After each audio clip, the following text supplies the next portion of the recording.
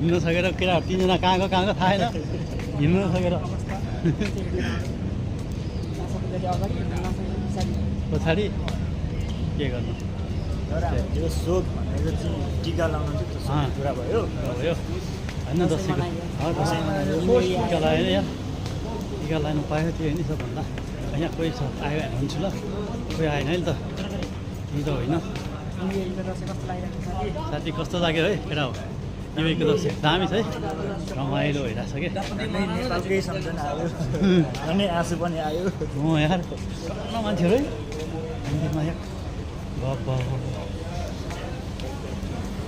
happy Dashain happy Dashain happy Dashain खुसियाली छ कोही के भन्दैन ह्याप्पी दसैँ है ह्याप्पी दसैँ हजुर